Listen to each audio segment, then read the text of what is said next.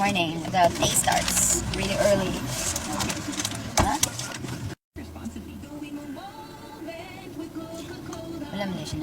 Right, let's start unboxing this one. This is called WS-1816. Mas maganda siya. There's LED. And madami siya dito. There's power and then there's also volume. Color is white and gold combination. It's a little bit bulky. Tapos meron siya here. Right, so let's power this on. Right, so we need lights. The Bluetooth device is ready to pair. Right, so It's connected successfully. sturdy naman.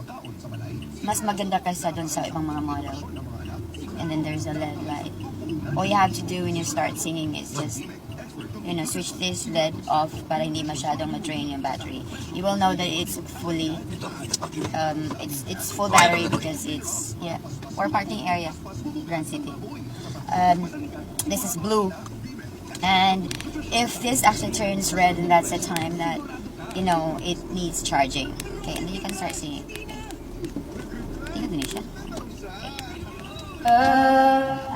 So pwedeng a cappella or pwedeng let's try kung baga nagtutour tayo. Magandang umaga sa inyong mga kaibigan. We'll be starting our tour today. And our first stop will be Amaya Hills. On the second day will be Dahilayan, and the third day will be Seven Seas. If you want to try water rafting, then you can actually approach me. We'll just have to set the appointment, set the expectation. We just have to set the appointment with Bugsay, our favorite rafting partner. And that's 1,200 per person. Ang ganda. It functions, the microphone functions even if you don't connect it with your tablet or your cell phone. So working siya.